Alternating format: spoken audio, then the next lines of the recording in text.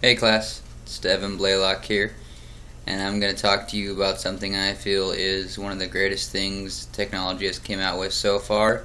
It's 4G.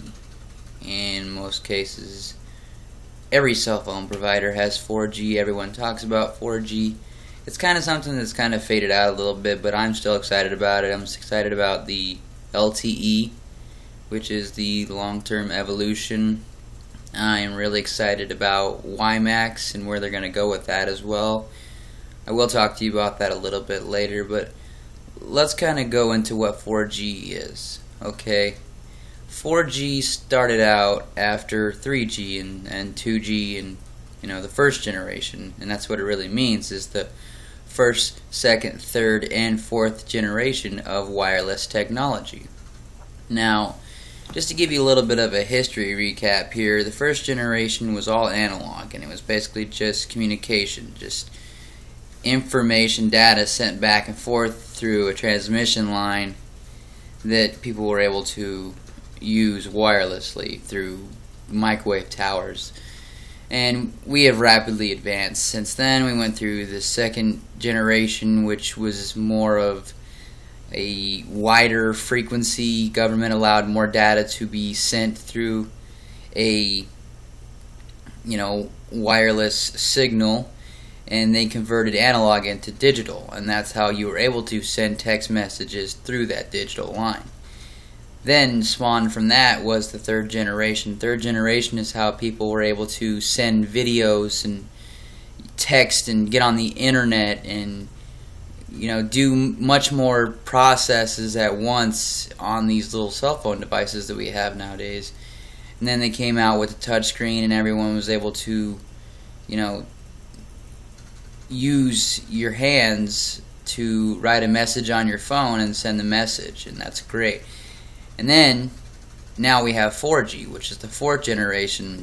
We are able to stream videos live like I'm doing right now. I'm able to send you a video, upload it onto a link or something through YouTube, and then you guys are able to view it. I think that's great. It's a long-term evolution, and that's what LTE is. LTE is something that we can spawn, go from there, keep going. The window is so wide. You're able to send so much more data, and I think it's great.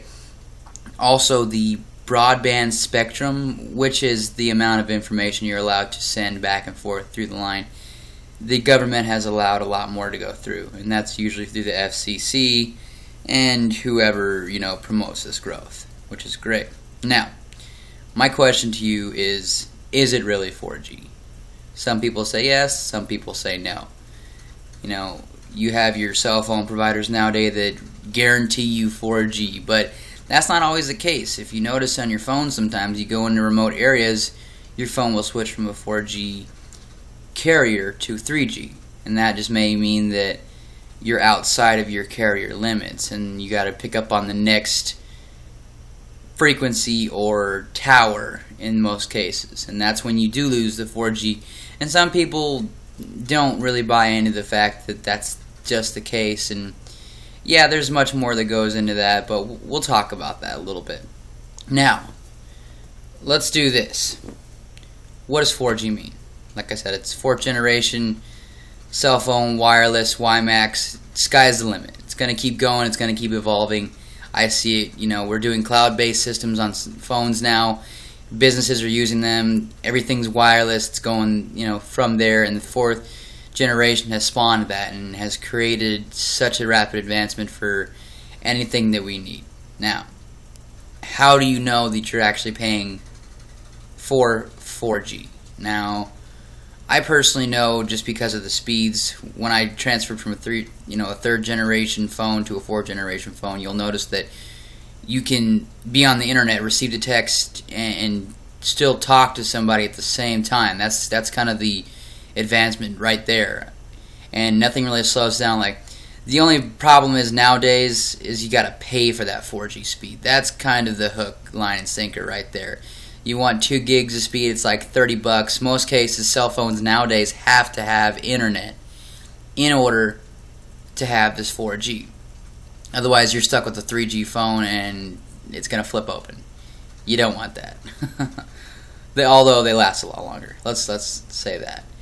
And they do put a price tag on these things, but sometimes you can get away with better deals, better plans, and get another cell phone for somebody, but you'll end up paying less. I mean, there's always an opportunity.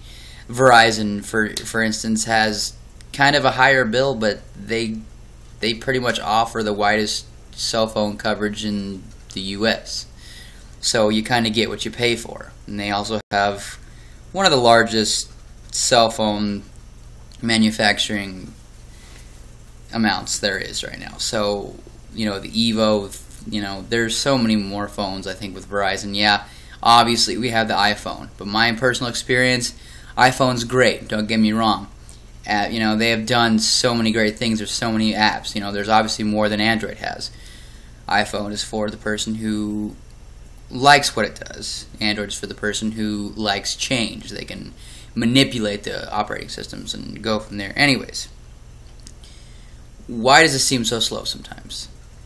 4G, like I said, if you get outside your carrying limit, basically you have towers, and these towers are placed in positions where they connect minimally, so you won't go through a town and miss that signal. You'll try to keep that signal as strong as possible, and that's why they place these towers in precise spots in order to keep the signal strong and go from there. Now, there is obstacles in the way. There's mountains, rocks, things like that. They will obviously obstruct the limit of signal. I get it. You can't always have perfect. I mean, I wish it was that way, but it's not. But they're getting so close. They have hoppers now where you can excuse me, where you can actually bounce the signal off of something and make it stronger. And I don't remember exactly what it's called, but they have this technology. One of my prior professors actually invented it. It was great. The guy's a genius. I mean, it's low cost, but you can put them in spots where it'll bounce the signal back up and get that 4G speed. It's out there. If you dream it, you can do it. That's the reason for the prices. I mean, obviously we're hurting in time of economic downfall, but try to understand where they're coming from, how much time's involved in what they do. And yes, like I said, you don't always get it, but you still get coverage in most cases. So, what is LTE? Like I said, it's long-term evolution. It's the largest, most advanced 4G network in the world. It goes beyond just 4G, fourth generation. It goes beyond wireless. It's turning into WiMAX. Like nowadays, you can use WiMAX in not every spot, but you can use it in most cases.